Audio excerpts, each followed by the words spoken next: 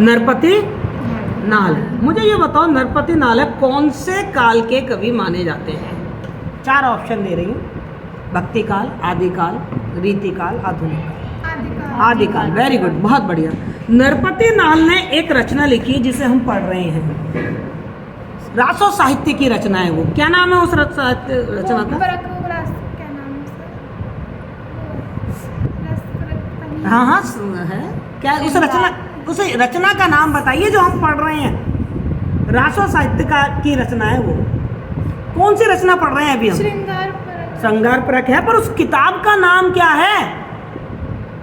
उस पुस्तक का नाम क्या है? क्या पढ़ रहे हैं? बीसलदेव रासो। क्या नाम है? बीसलदेव रासो। ये बीसलदेव एक राजा थे, चौहान राजा थे, सांबर और अजमेर के। उनके चरित्र पर, उनकी प्रशंसा में ये रचना की गई। अब ये रचना मैंने कल आपको बताया था श्रृंगार परक रचना है। कौन सी रचना है ये? श्रृंगार परक, यानी कि इसमें प्रेम की बात है। और श्रृंगार में भी मैंने कल आपको बताया था वियोग पक्ष है, क्योंकि बीसलदेव और उनकी राजमती अलग अलग है। बीसलदेव राजमती को छोड़ के जा चुके हैं। और सबसे खास बात इसकी यही है, ये रचना इतनी प्रसिद्ध हुई है, बहुत प्रसिद्ध हुई है। कारण क्या है? क्योंकि इसमें नारी जीवन की जो मार्मिक व्यथा है, उस व्यथा का हृदय स्पर्शी वर्णन किया गया है। एक स्त्री की व्यथा को उसमें बताया। स्त्री का जो मन होता है, जो उसके हृदय होता है, कि कैसे उसके दिमाग में अपने पति के प्रति या वियोग की अवस्था में क्या स्थितियां आती हैं, कैसे उसमें पतिव्रता का धर्म का गुण पाया जाता है, किस तरीके से वो अपना उत्तरदायित्व समझती है, वो सब कुछ इसमें है। इसलिए ये पुस्तक बहुत प्रसिद्ध हुई है, बीसलदेव रासो। मैंने आपसे बताया था कि ये खंड काव्य है। खंड काव्य का मतलब क्या है? कि कथा तो, हाँ वेरी गुड, बताइए। हाँ, बीसलदेव के और राजमती के जीवन की 12 साल का वर्णन है। ना तो उनके बचपन का है, 12 साल से पहले का, मतलब विवाह से पहले का, और ना उनके मिलन के बाद का। तो खंड काव्य, जीवन के किसी एक खंड का वर्णन है, 12 साल का वर्णन है, इसलिए हम इसे खंड काव्य कहते हैं। फिर कल हम पढ़ रहे थे कि इसमें यह अपभ्रंश भाषा है। कौन सी भाषा है इसकी? अपभ्रंश भाषा है, जिसे हम पश्चिमी राजस्थानी भी कहते हैं। या इसको, हाँ बिल्कुल सही कह रहे हो आप, डिंगल। और वेरी गुड, वेरी गुड। कौन सा छंद बताया था कल मैंने इसमें? छंद कौन सा है इसमें? कौन सा छंद बताया था? नाम बताया था मैंने छंद का।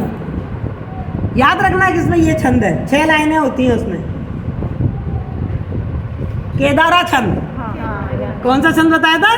केदारा छंद है। कल मैंने आपको ये चीजें बताई थी। बेटा ये सब चीजें इसलिए लर्न करिए कि जब व्याख्या करते हैं तो ये सब चीजें लिखनी पड़ती हैं। बिल्कुल। अब हम अलंकार की बात करते हैं, तो मैंने आपको बताया था कि अलंकार में देखो आपको अनुप्रास खूब मिलेगा।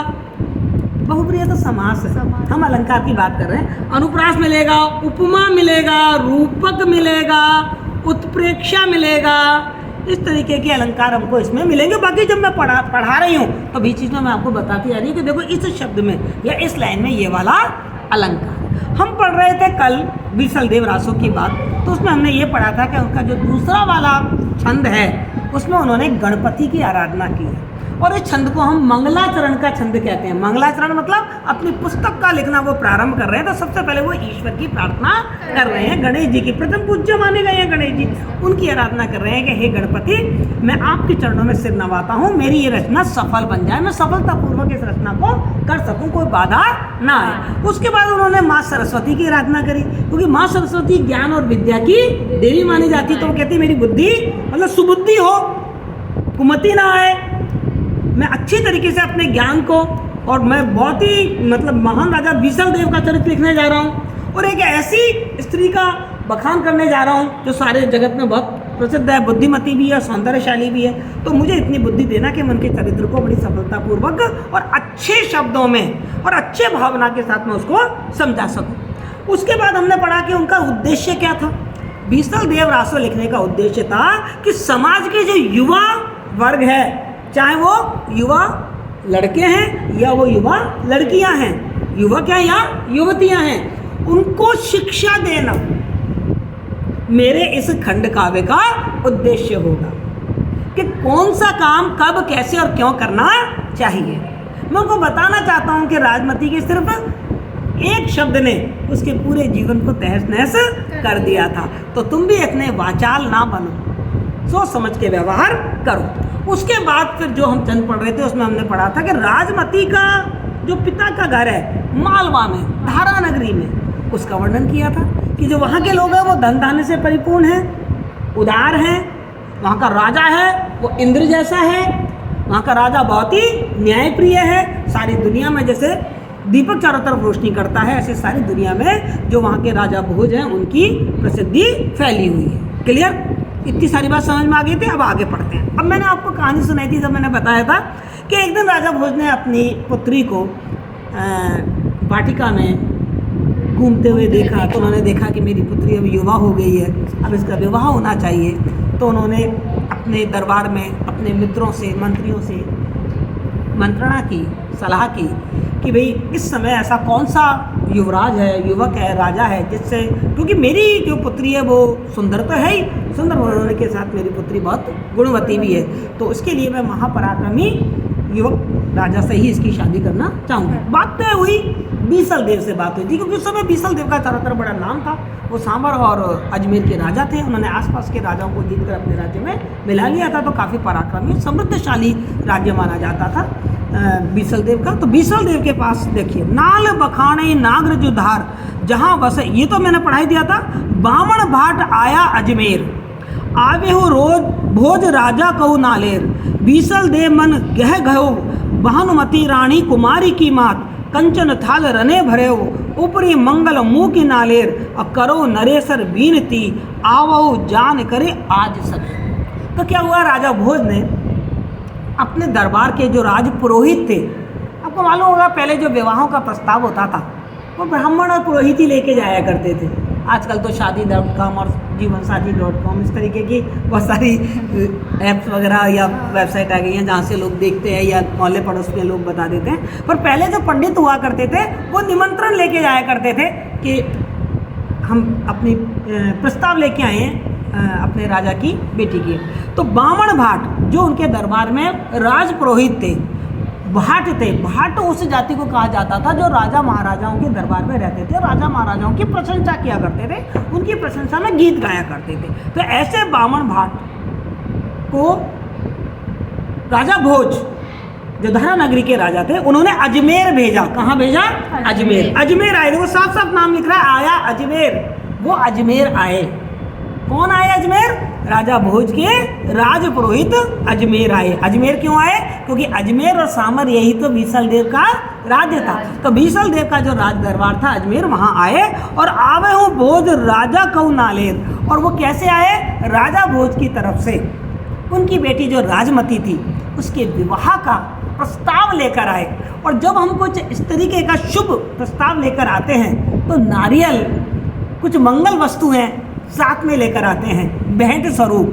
तो जो राजा, जो पुरोहित थे वो लेकर आए राजा भोज की तरफ से, क्या लेकर आए? एक नारियल लेकर आए आम प्रस्ताव के स्वरूप कि मेरी बेटी का विवाह प्रस्ताव स्वीकार करे बीसल देव। बीसल देव मन गह गयो। और बीसल देव ने जब ये प्रस्ताव सुना कि राजमती का विवाह प्रस्ताव मेरे लिए आया है तो वो बहुत गह गए, मतलब मन से प्रसन्न हो गए, फूले नहीं समाये, क्योंकि उन्होंने भी जो रानी राजमती थी, राजकुमारी, उसकी सुंदरता और उसकी बुद्धिमत्ता के चर्चे सुन रखे थे। तो बीसल देव भी एकदम प्रसन्न हो गए कि इतनी सुकुमारी और इतनी बुद्धिमती, गुणमती और सौंदर्यशाली राजकुमारी से मेरा विवाह का प्रस्ताव आया है। भानुमती रानी कुमारी की माँ, और जो राजमती की जो माता थी उसका नाम था भानुमती। क्या नाम था?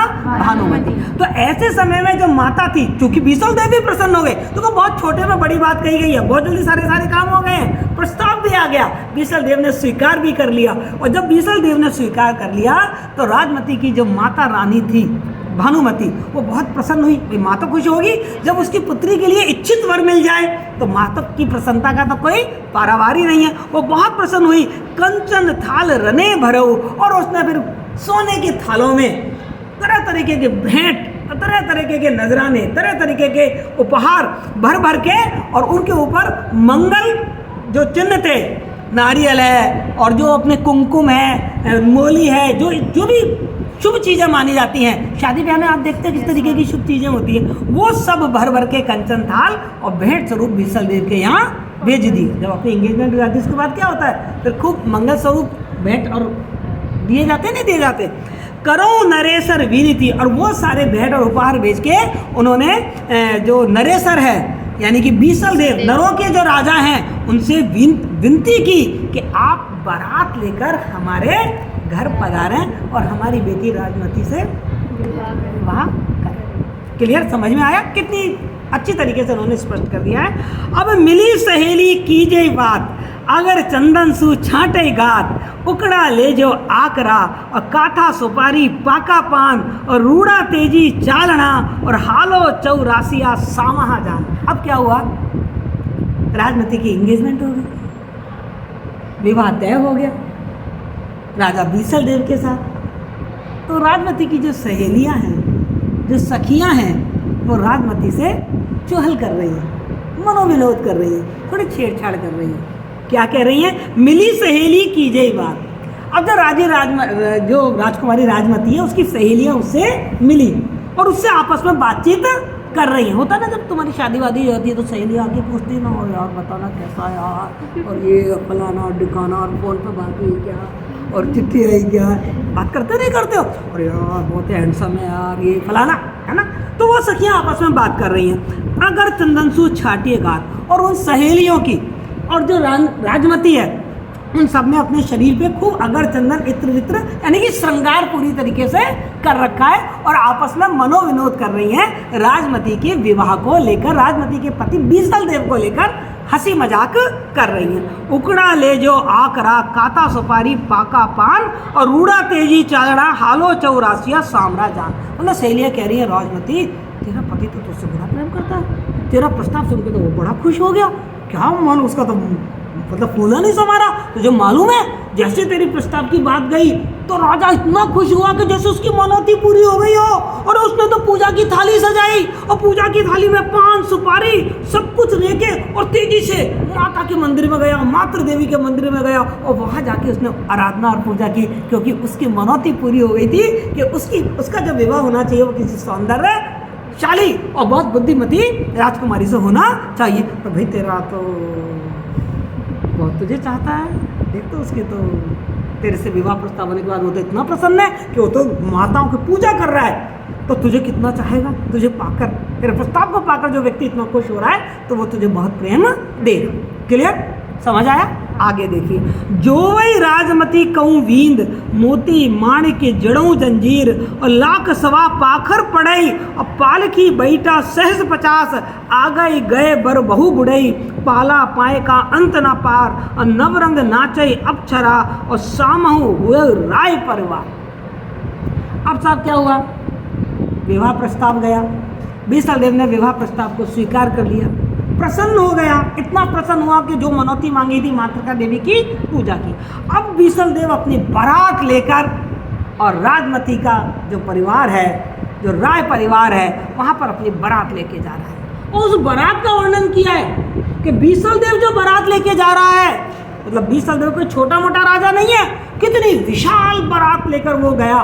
उस बारात की शोभा और उस बारात का जो स्तर है, उस स्तर का वर्णन करते कह रहे कि जो भाई राजमती कौवीन, जो राजमती जब बारात आती है तो जो दुल्हन होती है वो क्या करती है? तैयार होने के बाद इंतजार करती है कैसा दिख रहा है, कहाँ से दिख रहा है, छत पे जाती है, देखती नहीं देखती। तो जो भाई राजमती कौवीन, जो राजमती है वो भी क्या कर रही है? बाट जो रही है, प्रतीक्षा कर रही है कि कब मेरा जो पति है बीसल देव बारात लेकर मेरे द्वार पर आएगा। और मोती माणिक के जड़ों जंजीर, और मोती माणिक से उसका पूरा श्रृंगार, जो चूंकि वो दुल्हन है तो मोती माणिक से उसका पूरा श्रृंगार हो रखा है। और जो बीसल देव की आप वर्णन किया है, मतलब उन्होंने छोटों में बड़ी बात कही है, एक ही लाइन में आप बहुत सारे अर्थ निकाल सकते हो। लाख सवा पाकर पड़े। अब बीसल देव की जो बारात आ रही है ना, बाप रे, उसमें कितने बाराती हैं? 1.25 लाख तो पैदल बाराती हैं। यहाँ अतिशयोक्ति है, इतना लंबा चौड़ा कोई सेना लेके थोड़ी आ रहा है यार, बारात लेके आ रहा है। लेकिन कवि ने उनका बड़ा चढ़ा के वर्णन किया, और हमने देखा है कि आदि काल में राज प्रशस्ति होती है।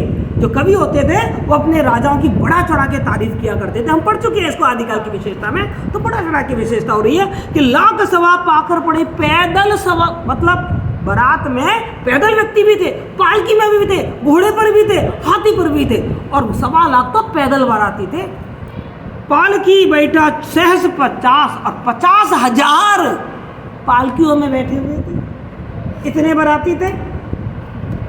आ गई गए बर बहु गुड़ई, इस तरीके से बारात वहां गई और बारात वहां गई, वहां जाकर उन्होंने राजा राजमती से विवाह किया और राजा राजमती को फिर वो जब विदा करके लाए अपने ससुराल, तो आ गई बर बहु गुड़ई, तो जो गुणवान जो बहू थी वो अब विवाह होके कहाँ आ गई है, ससुराल आ गई है। तो ससुराल में भी उसका बहुत अच्छे से स्वागत किया गया, पाला पाए का अंत ना पार। इतनी भीड़ थी जब वो ससुराल में आई तो उसके स्वागत के लिए भी वहाँ इतनी भीड़ थी कि उस भीड़ का कोई अंत नहीं था, आर पार नहीं था। और नवरंग नाचे अप्सरा, और चूंकि घर में इतनी बुद्धिमती और सौंदर्यशाली बहू आई है तो नवरंग 9 रसों से परिपूर्ण अप्सराएं नाच रही थी। हम सब जानते हैं विवाह उत्सव पर गीत संगीत डांस सब कुछ होता है, तो अप्सराएं नाच रही थी और सामने हुए वो राय परिवार, और राय परिवार ने सामने आकर उनका स्वागत किया। क्लियर, समझ में आ गया।